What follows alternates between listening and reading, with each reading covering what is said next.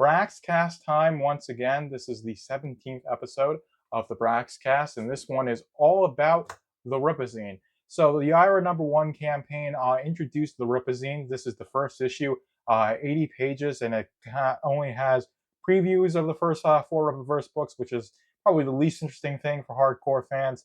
But it's got a 13-page short story by Salvage PI. It's got the Forest Park Gazette. We're going to go through all of that, break down the entirety of the Rippazine. But first, before we get into the content of the book, I want to show both covers. This is the standard cover, sold for $7. This is the collector's edition, sold for $20. Both covers were done by Cannon White. Did a fantastic job drawing both of these. Of course, this features Salvage at front and center, which is the 13-page short story by Eric July and Bart Sears, which fantastic. But the standard edition is only $7. The collector's edition is $20, and both are it's 80 pages. It's stapled, so it doesn't have the best time staying closed. You can see like that. I've heard some complaints about that, but that's how you get it so cheap, by having it stapled and not be bound with perfect binding glue and string. It's a much more expensive way to do it, but for being $7, this is a pretty high quality book. The paper feels really nice. The cover is nice and glossy as well. It's just the stapling's a little bit makes it, it doesn't close as well as you would like it to. Also, the cover is already starting to wear a little bit, but it's a Rippazine. It's a magazine, so it's meant to be cheap. So that way you can print it out at high volumes. You can get a lot of these out to people. But this is a very interesting thing that the Rippaverse is now doing. So the Rippazine, preferably the way I would do it is have it be a seasonal thing. So winter, spring, summer, autumn. So one for each season. So you're having one come out about every 4 months, and it has previews of the books. It has new short stories. It has in-universe stuff like the Forest Park Gazette. I think that should be an ongoing thing. That introduces information from the perspective of characters to keep things interesting. So we want to get this out of here. But I want to go for the back. So there's this blurb on the back here. And I've read through this, and I'm not going to read through all of this, but this is just basically by the fan. Well, this is absolutely for the fans. So with everything the Rippaverse does, it's all for the fans. And I think this Rippaverse, or this Rippazine, is very much indicative of that. I absolutely love reading this, and so we're going to go and break it down. So we're going to open this bad boy up. And first thing you have is a letter from the editor, Andrew Rodriguez. I think this is really nice. He goes over how he got into comics. Again, it's about being the fans, whether you've been here since Iceman #1 or this is the first Rippaverse book you've held. Thank you sincerely for picking up this fanzine, as it's precisely that. For the fans, this book is for you. So absolutely fantastic mindset that these folks over at the Rippaverse have, is about making a comic book company for people who want to read comic books. Mind-breaking in this day and age, but we're going to go into it. So we've got the feature comic from the Salvage, the Forest Park Gazette, the character spotlight, which covers Altona Daniels, the artist corner with Igor, some interviews, which are all done by the Saska sisters. I think they're all very nice.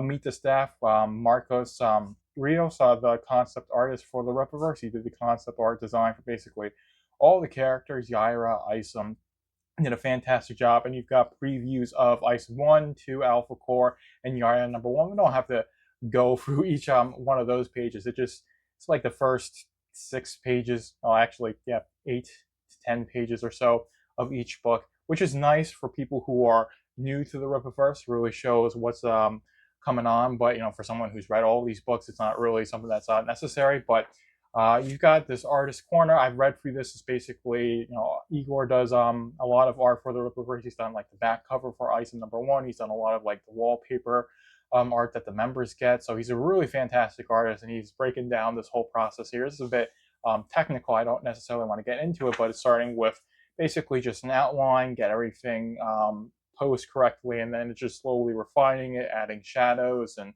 value, and making sure your lines all make sense and everything's proportioned correctly, using different layers. You can do this in Photoshop. You can do this with other programs. You can, you can't quite do that with pen and paper, or pencil and paper, but it's basically taking your black and white, getting the flats, and then the formal colors, and then you start with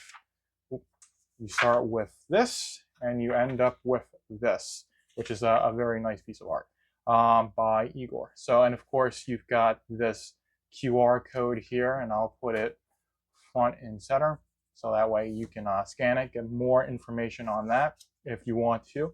Definitely am someone who's learning how to draw. But next, we've got Salvage. Eric July wrote this. Bart Sears did the art on this. Jay Brown, who did the colors for the IRA, also did the colors for this. And I'm not going to go through every single page of the Salvage. All I'm going to say about the Salvage is fantastic. It's really short. It's 13 pages, but in those 13 pages, not only do you get, I'd say, the beginning of an action-packed story that definitely could be like 50 to 100 pages, which I really want the full story of this, like the continuation of this, and find out what happens next. But it also gives you some insight into Forest Park, into the universe as well. So I'd say this is very much a world building story for the Rippaverse, with how, even though it's really short, but just as like you get really into it and it's like really heating up, it ends, and it's like, I want more of it. So I definitely want more Salvage. I want this story to be completed. It would be nice to get like a nice like free story or a free book miniseries. Each one being the length that we've been accustomed to for the previous Rippaverse book. So 96 pages. That would be an absolutely fantastic thing to happen. I like Salvage's character. I like the intrigue, and I love Bart Sears's. I love Bart's art. Let's just say that. It's fantastic. So it's got this real gritty noir style. The lines look great, and of course, it's all colored fantastically. Salvage has got this great design. I think there's one page that shows them off. Yep, this one page where people were saying looks fantastic. It absolutely does. So it's a great page. It's a great little story. It definitely, like, it just ends once it starts getting interesting, and that's the thing about it. That's my biggest criticism with the Salvage, is that since it's 13 pages, it's warming up to this longer story that plays out 50 to 100 pages, which I imagine is the intention.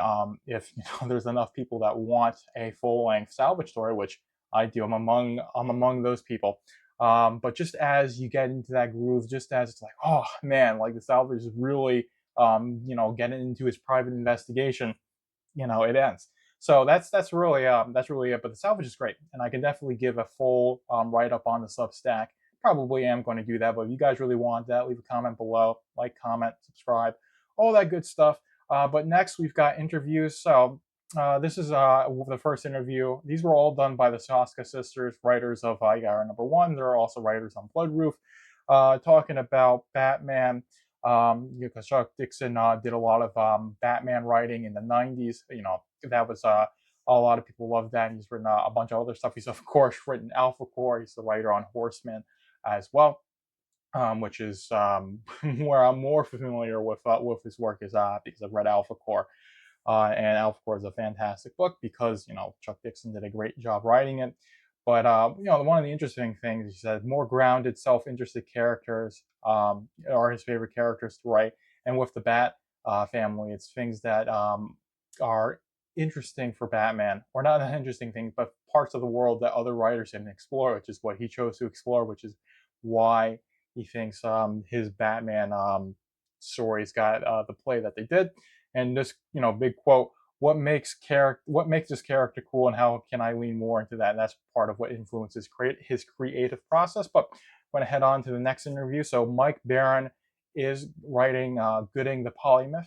That is that's a one shot. Although at the end of the IRN01 it says Gooding #1. It's a bit confusing, but as far as I know, for now, it's a one shot story that is being written by Mark Barron. Will Conrad is doing the artwork for that. Looks fantastic. I've showcased the interior art that we've seen so far, and it looks fantastic. Mike Barron is a great writer. He did a Punisher run back in the 80s that people absolutely adore. He's written a book called Thin Blue Line, which I've read. I really like that book. So he's a great writer. Very excited to read Gooding. That's the next book that's coming up. It should be out for pre-order this month. It could be out when I'm uploading this episode. I'm pre-recording this. I usually record these every Saturday, but the Saturday that this is getting uploaded, I won't be, at my usual recording setup. So, we could have the news that Gooding's available for pre-order and all this stuff, and I'm not talking about it, but I definitely will be talking about Gooding and all the implications that has for the book reverse plot-wise, and of course, a little bit into the company as well. But with that, I think the biggest takeaway with Mike Barron's interview is that every would-be writer has 1 million words clocking up his or her system. You have to get that out before you get to the good stuff right every day. Definitely am a big advocate of that as someone who's written or as a writer. I do the daily poll. I've written 2 books. I'm working on the third. So, and I definitely do write on a daily basis. But with writing, you have to do it consistently. It's a skill. So with any skill, if you want to build it, you have to do it consistently. So I think Mark Barron is right on the money with that one. And then we've got this interview with Dean Cain. So Dean Cain is in the comic book scene with Dean Cain, All American Lawman. I've reviewed that on Substack, YouTube, Rumble. You can watch that review. Fantastic book. Gabe El Taib and Big Man with Big Man Comics. That's his imprint. He did that book with Akian, who drew it. So Gabe wrote it. Akian did the pencils and ink, and Gabe also colored that book. It's a fantastic book. It looked fantastic. The paper, and the book quality itself physically was fantastic as well. So it was a great book. I loved reading that book. Definitely want the next book. That's the going to be like I forget exactly what the subtitle is, but it's like the Hong Kong something. It's escaping my mind right now. But it's basically him talking about him being Superman. You had, I think, that Superman show back in the 90s. He's, talking about, on a ski lift with his friend. He says, like, hey, he said, dude, for the rest of your life, people will call you Superman. I couldn't wrap my head around that. Now it seems like my middle name. So, Dean Cain's very iconic for playing Superman back in the 90s. That's, his claim to fame. That's what got him, into the acting industry as much as it did. And that's what allowed him to do a bunch of these projects that he did afterwards. So it's definitely a very interesting interview from Dean Cain. You got this little ad for Dean Cain, American Lawman, and that's the last interview from the Saska sisters. And these were all really good. I'm not going to go and read each one individually. It'd be a bit too much, but it was a fantastic experience reading all these interviews. I hope Saskas do more interviews, or there's just more interviews in general done by people who do it as well as the Saska sisters do. Now we've got the Florist Park Gazette.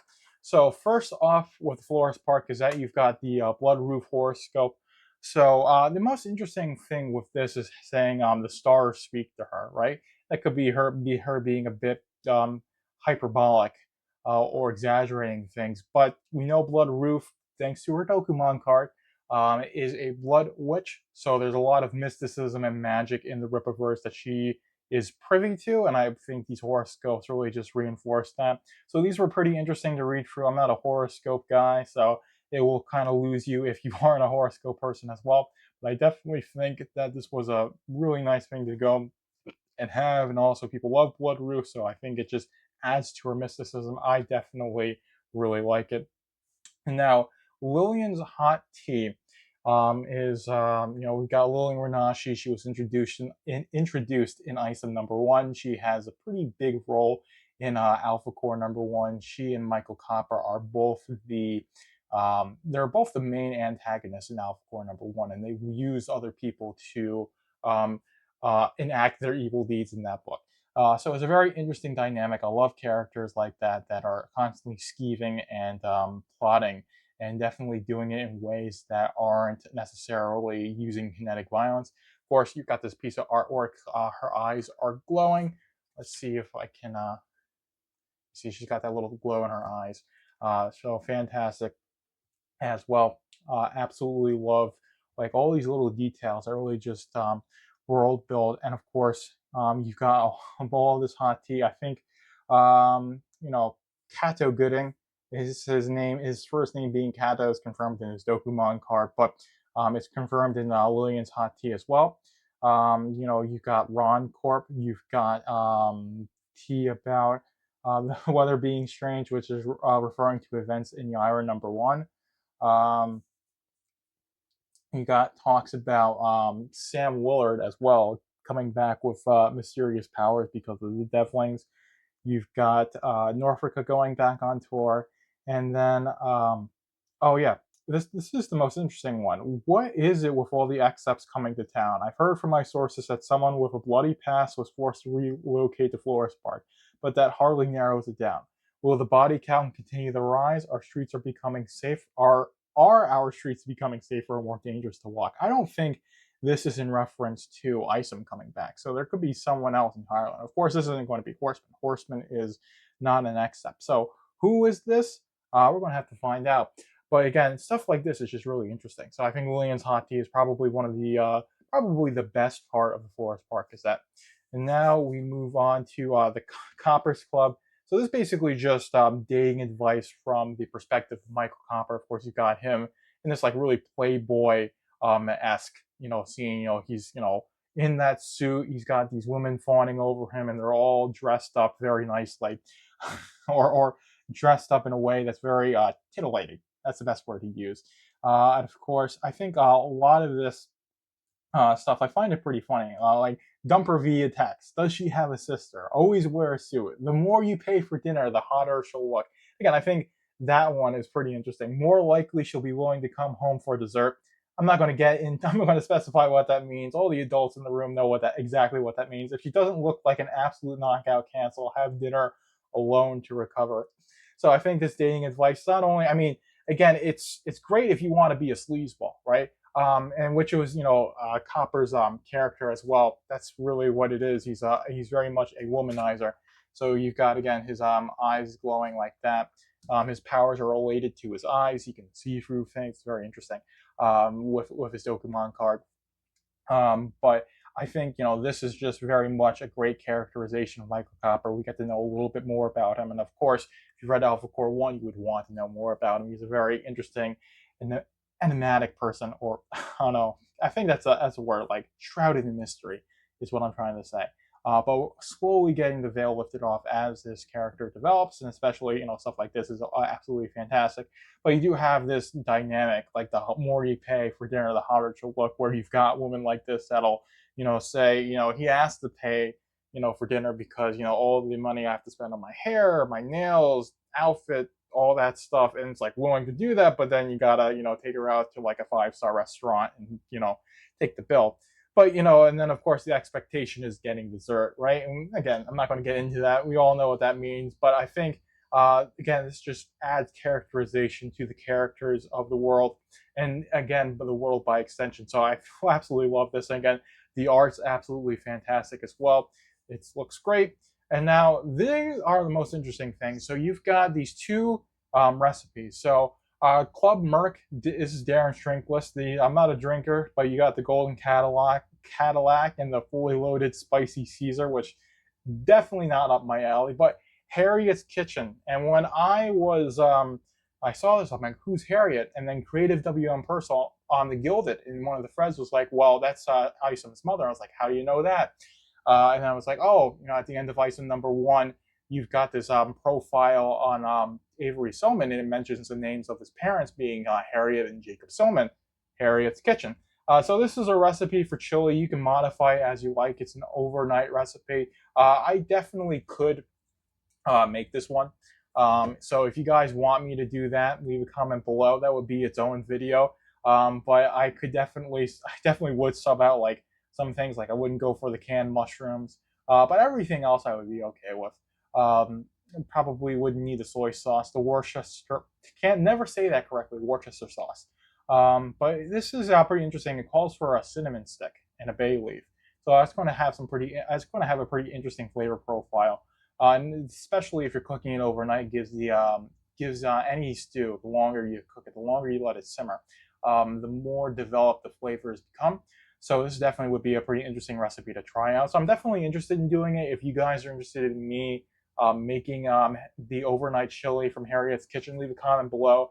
Definitely will. So this is the Florist Park Foodies. So we're doing more stuff like this.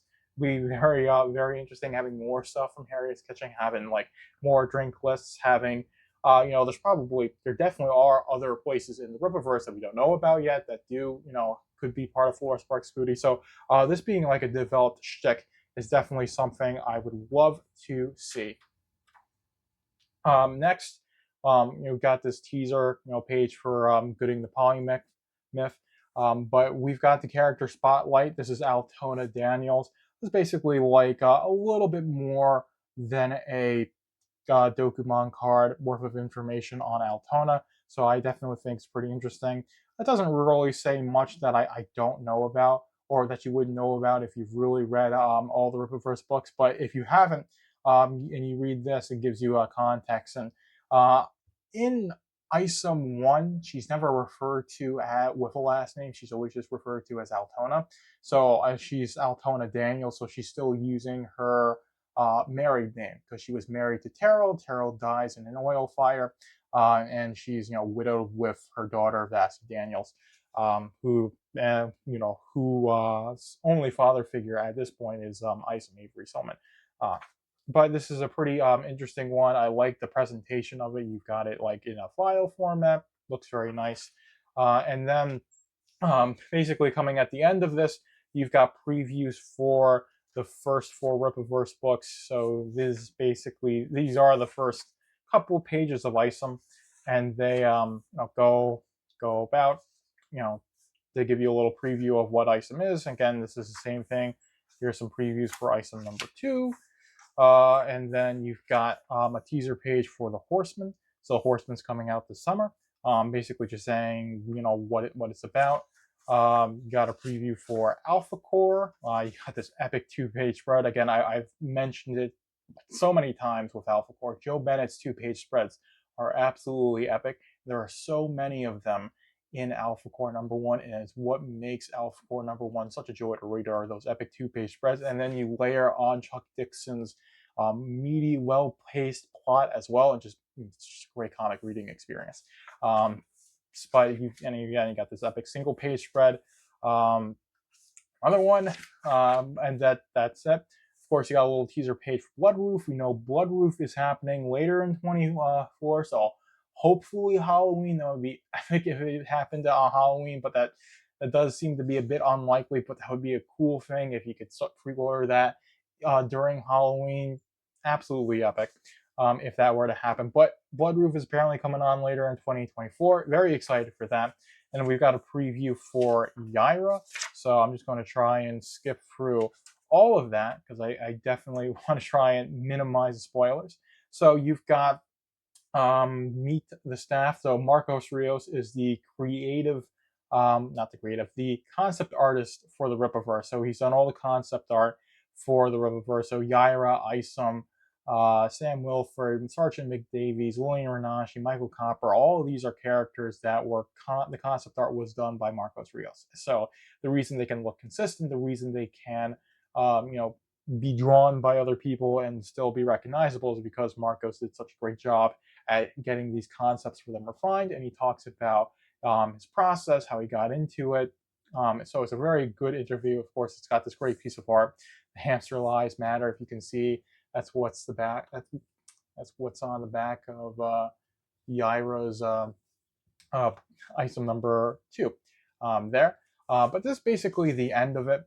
You got some little ads here. You got this. This is a bird's eye view. This is a 1-page comic. So if you don't know about the Pigeonverse and the Guatemalan hamsters, I'm going to let you in on this little piece of of lore. I guess deep lore from the Rippaverse. So when the Alpha Core number 1 campaign launched, it launched with an animated trailer, and that animated trailer featured a pigeon, and fans gravitated towards that pigeon. It became a meme. People were doing drawings of it. Of course, you had some Rippaverse staff doing drawings of the pigeon, and because of that, it's now part of, I guess, the Rippaverse, because this is the fight with Yaira and the Alpha Core that happens in Isom number 1 and Yaira number 1. Spoilers for Yaira number 1, but this is a fight between the Alpha Core and Yaira, and then you've got the pigeon there, wingless buffoons. That's the main takeaway, and this apparently is going to be an ongoing series. So Bird's Eye View number 1 appears in the first Rippazine, And the second bird's eye view, so bird's eye view number 2, is done. It's a base. All the art and writing has been done. That'll be in Rippazine number 2. Most likely, Andrew is confirmed that he's the lead editor for the Rippazine. So very exciting. He also wrote this comic. And now with the Guatemalan hamsters. So with Alpha Core number 1, it was the first campaign where the site didn't crash because people were trying to access it and get their orders in. And that was because of the Guatemalan steroid hamsters. So that was a meme as well. And you had these, pigeons carrying the Guatemalan hamsters as well. So that's part of the fun of the community is that with the Alpha Core number 1 trailer, you just had this pigeon that flies and reveals the eagle's nest, and it became a meme for the fans, and they leaned into it, so it became even more of a meme. And I absolutely love stuff like this. So it's really nice to see a bird's eye view. It's a 1-page mini comic. It's meant to just be a bit of good fun, and it certainly is that, along with the entirety of Rippazine. So that is the Rippazine in its entirety, going through every section. I didn't read every little bit. You'll just have to pick one up. The link to Rippaverse.com is down below. You go to the store, you can get this cover for $7. You can get the collector's edition for $20 as well. And absolutely fantastic reading experience. I absolutely love reading the Rippazine. I really want this to be an ongoing thing. And like I said, doing this seasonally, so for winter, spring, summer, fall, I think would be fantastic. I think that's releasing it consistently enough and not releasing too many. And also doing collector's editions for every single Rippazine is a bit excessive. So, for the first issue, it makes absolute sense. But most issues should just have like a bog standard $7 cover that looks something like this, where you got a nice piece of artwork as the background, and then you've got all this text and stuff on the foreground to make it look like an actual magazine you would pick up at the grocery store, where it's got all this stuff to try and get you to be as engaged as possible. So, but that's been the Rippazine, and this has been the Braxcast. I hope you guys enjoyed this one. Joker is out. Thank you for tuning in to the Braxcast. Be sure to like, comment, follow, and subscribe to keep up with the Rippaverse.